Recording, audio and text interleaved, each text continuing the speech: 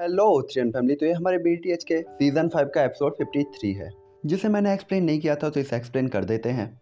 और ये एपिसोड और आने वाला एपिसोड काफी आइकॉनिक होने वाला है, तो चलो एक्सप्लेन करके देखते हैं क्या होने वाला है। तो पिछले एपिसोड में हमने देखा था युनसेन ने जामा एम्पायर में अटैक कर दिया था उसे कब्जा करने के लिए, और उसने मू फैमिली पे अटैक किया था। लेकिन मू फैमिली के जनरल वहां पे फाइट करते हैं, लेकिन वो लोग काफी ज्यादा पावरफुल होते हैं और वो अकेले उन्हें नहीं हरा सकते थे। लेकिन वही अपनी एंट्री लेता है अपना ठरकी, जो कि घोस्ट टाउन पास में पहुंच चुका होता है और आते ही सभी की बैंड बजाने लगता है।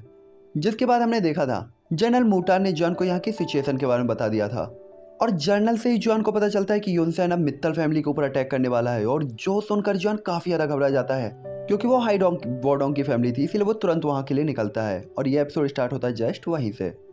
तो इस एपिसोड की स्टार्टिंग में हमें यूनसेक्ट दिखाया जाता है, जहाँ पे युनसेन हॉल ऑफ सोल के किसी मेंबर से मिलने के लिए आया हुआ होता है। जिसके बाद युनसेन तुरंत ही कहता है, क्या तुमने मेरा वो काम कर दिया जिसका तुमने मुझसे प्रॉमिस किया था। जिस पे वो युनसेन के ऊपर अटैक करता है, लेकिन युनसेन उससे डॉज कर लेता है। जिसके बाद वो वॉरियर कहता है, हाँ, जैसा कि मैंने तुमसे प्रॉमिस किया था, मैंने तुम्हारे 2 वॉरियर्स की पावर को बढ़ा दिया है। और उन 2 वॉरियर्स को वहाँ पे अपेयर करता है। और इस टाइम पे उसने किसी फॉरबिडन टेक्निक का यूज करते हुए इनकी पावर को डाउ वांग लेवल पर पहुंचा दिया था।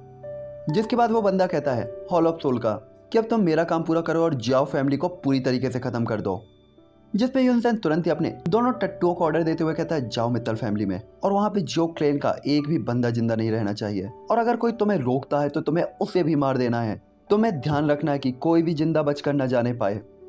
जिस पे ये दोनों बंदे यस मास्टर बोलते हुए मित्तल फैमिली की तरफ रवाना हो जाते हैं। उनके जाते ही युनसेन हॉल ऑफ सोल के उस मेंबर से कहता है, क्या मैं तुमसे पूछ सकता हूँ कि आखिरकार तुम्हारा हॉल ऑफ सोल जो फैमिली के पीछे क्यों पड़ा हुआ है, और उनके पास आखिरकार ऐसी कौन सी चीज है जिसके कारण तुम उन्हें मार देना चाहते हो।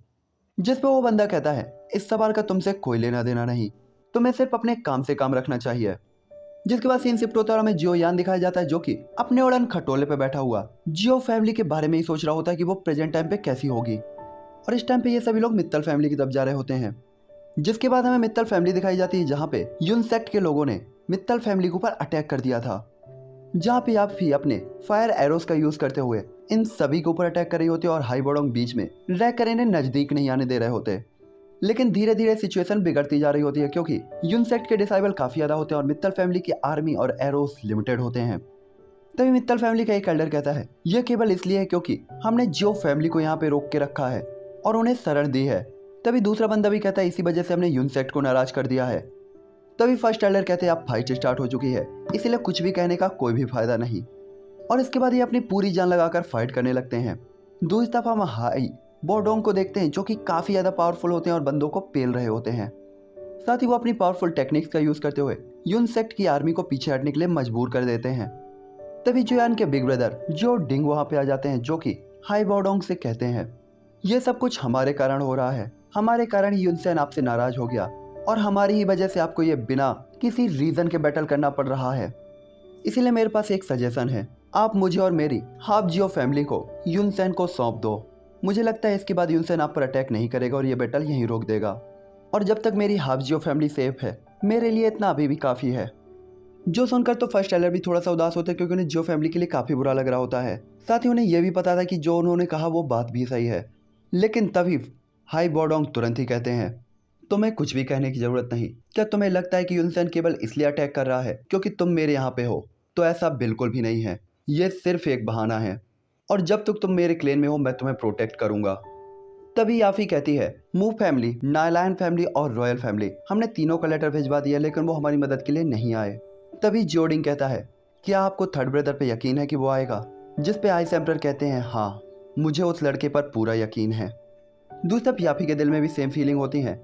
लेकिन तभी हमें दिखाया जाता है कि वो डाउ हुआंग लेवल के 2 वॉरियर्स वहां पे पहुंच जाते हैं, जिन्हें देखकर ग्रेट एल्डर और आइस एम्परर दोनों ही घबरा जाते हैं। लेकिन तभी वो कहते हैं, ग्रेट एल्डर, याफी, तुम इन दोनों की चिंता मत करो, तुम बाकी के डिसाइबल्स और आर्मी को रोको, इन्हें मैं रोकता हूँ। और इतना कहने के बाद वो आगे बढ़ते हुए उन दोनों पर अटैक कर देते हैं। तभी ग्रेट एल्डर कहते हैं, याफी, तुम जियो फैमिली को लेकर अंदर चली जाओ, क्योंकि अगर हम बाहर के आउटयार्ड को कंट्रोल नहीं कर पाए और बचा नहीं पाए तो तुम लोग लास्ट लाइन ऑफ कंट्रोल होगे। जिस पे याफी तुरंत ही अपना सिर हिलाती है और एग्री हो जाती है। दूसरी तरफ फर्स्ट एल्डर कहते हैं, युनसेन, भले ही आज मैं मर क्यों ना जाऊं, लेकिन मैं तुम्हारे खिलाफ जरूर लड़ूंगा।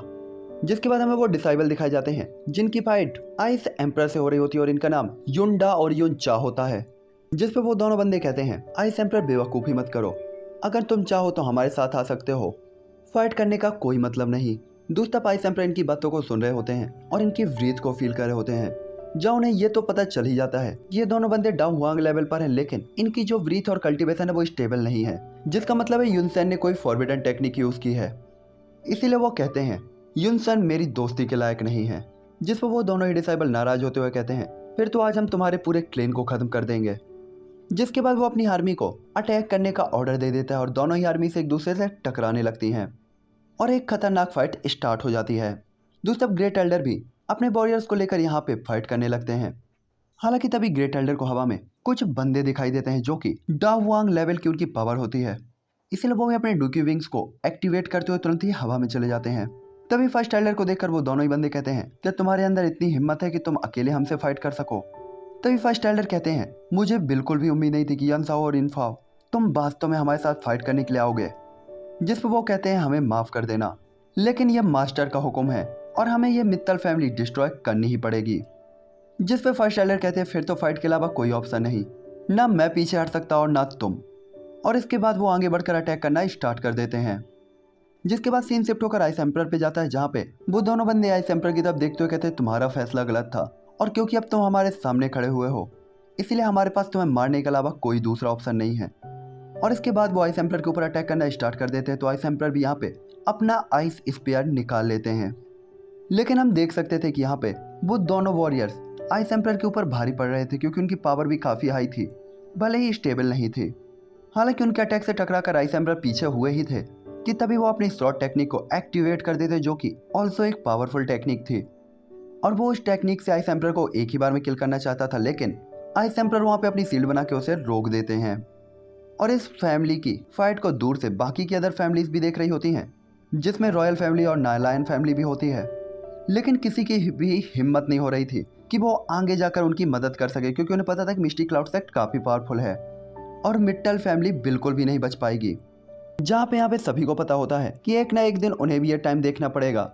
हालांकि तभी नायलायन फैमिली कहती है कि हो सकता है कि मिस्टी क्लाउड सेक्ट उन्हें माफ कर दे, क्योंकि आखिरकार उनकी ग्रैंड डॉटर नायलायन यायरान उनकी डिसाइबल हुआ करती थी। जिसके बाद सीन मित्तल फैमिली पे आता है, जहाँ पे एक घायल सोल्जर यापी के सामने आते हुए कहता है हमारे एरोस खत्म हो चुके हैं और बहुत कम एरो बचे हैं जिनके साथ हम जंग को नहीं जीत पाएंगे।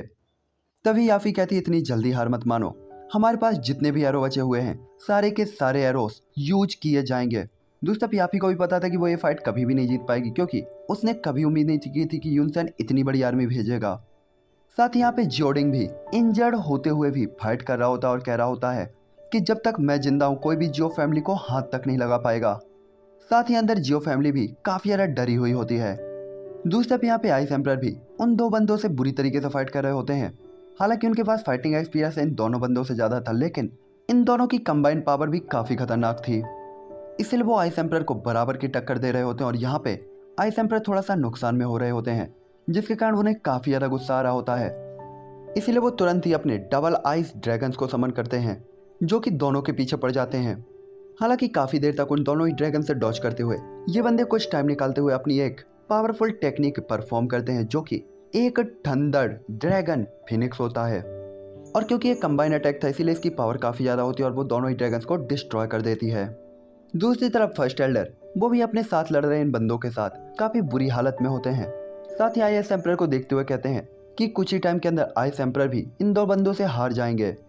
तभी वहाँ पे इन्फा और यनचाओ आते हैं, जो कि कहते हैं तुम हमारे ओल्ड फ्रेंड हो, अगर तुम अभी भी हार मान लेते हो तो हम तुम्हारी जान को बख्श सकते हैं और मास्टर से रिक्वेस्ट कर सकते हैं, और मुझे उम्मीद है कि मास्टर तुम्हें माफ़ भी कर देंगे और वहाँ तुम्हारे पास काफ़ी ट्रेजर होंगे। तभी फर्स्ट एल्डर टानचेन कहते हैं ये सच है कि मेरी मित्तल फैमिली काफ़ी वीक हो चुकी है इस टाइम पे, लेकिन ऐसा बिल्कुल नहीं है कि हमें मौत से डर लगता है। और इसके बाद एक बार फिर से फर्स्ट एल्डर अपनी पूरी पावर को गैदर करते हुए इन दोनों ही बंदों के ऊपर अटैक करना स्टार्ट कर देते हैं। तभी युनफाओ और यिनचाओ दोनों कहते हैं अब हमें माफ़ कर दो, क्योंकि तुम काफ़ी ज़्यादा जिद्दी हो, तो हमारे पास कोई रास्ता नहीं, अब तुम ये मत कहना कि हमने तुम्हें पहले नहीं बताया था। और फर्स्ट एल्डर को इतना पीटते हैं कि उनकी हालत ख़राब हो जाती है। तभी बाकी के एल्डर भी कहते हैं कि ऐसा लगता है कि अब हम हारने वाले हैं और मरने वाले हैं। तभी युनफाओ और युनचाओ बाकी के दोनों बंदों के पास पहुंच जाते हैं ताकि वो आइस एम्परर को हराने में उनकी मदद कर सकें, जिसमें से दो लोग आइस एम्परर के ऊपर अटैक कर रहे होते हैं और आइस एम्पर इनसे बचने की पूरी कोशिश कर रहे होते हैं। तो बाकी के बचे हुए 2 लोगों ने इस टाइम पे पीछे से जाकर आइस एम्पर की पीठ पे एक सील परफॉर्म कर दी होती है और इसके बाद वो चारों आइस एम्पर के सामने आते हुए कहते हैं, आइस एम्पर अब तुम मरने वाले हो। हालांकि आइस एम्पर को कुछ भी समझ में नहीं आता और वो लड़ने के लिए आगे बढ़ने ही वाले थे कि तभी ये बंदे अपनी सील परफॉर्म करते हैं और वो सील बिल्कुल एक मैग्नेटिक सक्सेस फोर्स के साथ आइस एम्पर को जकड़ लेती है। जिसके बाद वो चारों एल्डर एक फॉर्मेशन क्रिएट करते हैं जिससे वो आइस एम्पर को मारने वाले थे।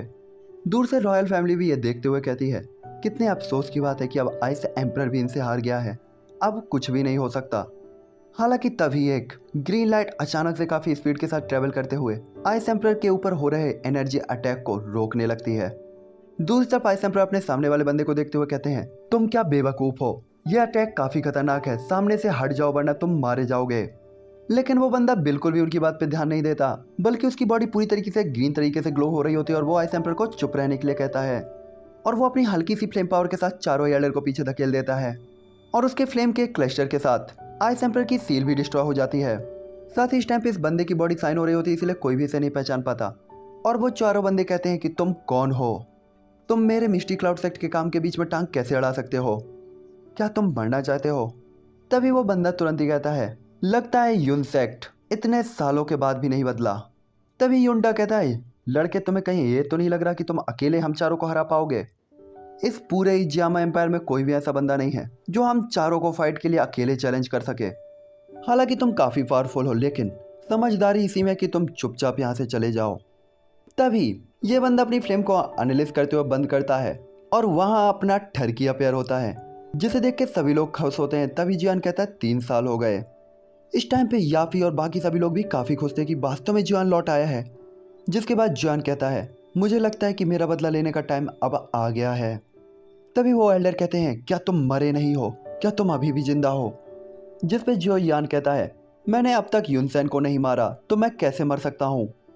तभी वो सभी एल्डर कहते हैं, बेवकूफ़ लड़के, अगर तुम हमें अभी भी हराना चाहते हो तो तुम्हारे पास कम से कम डाउ जोंग लेवल का बंदा होना चाहिए और तुम तो केवल अकेले डाउ हुआंग लेवल के बंदे हो। और ऐसा कहते हुए वो एक फ्लेयर चलाता है और अपने कुछ और बंदों को वहाँ पे बुलाता है।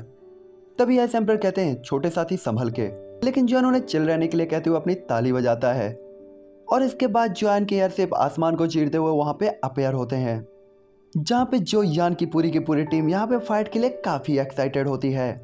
और ये एंट्री तो वास्तव में मार्वल की एंट्री से भी काफ़ी ज़्यादा ग्रैंड होती है। यहाँ बस सब वेट कर रहे होते हैं कि कब अपना ठरकी बोले और कब हम इनको फोड़ें। जिसके बाद सभी के सभी बंदे तुरंत ही अपनी अपनी बॉर्डशिप से कूदते हुए जो यान की तरफ भागने लगते हैं और इन्हें देखकर सभी एल्डर्स काफ़ी ज़्यादा हैरान हो जाते हैं। साथ ही उन्हें वास्तव में यकीन नहीं था कि उनके सामने इतने पावरफुल लोग खड़े हुए हैं। लेकिन इसी के साथ यह एपिसोड यहीं पे एंड होता है और मैं मिलूंगा आपसे नेक्स्ट एपिसोड पे और मैं इसका नोवेल का वीडियो एक्सप्लेन कर दूंगा, तो वो देख लेना आप लोग 15 से 20 मिनट का, जिसमें हम अगले एपिसोड को एक्सप्लेन कर देंगे कि उसमें क्या होने वाला है। तो ठीक है, इस चैनल पे जो भी लोग नए हो उसे लाइक से सब्सक्राइब कर लेना और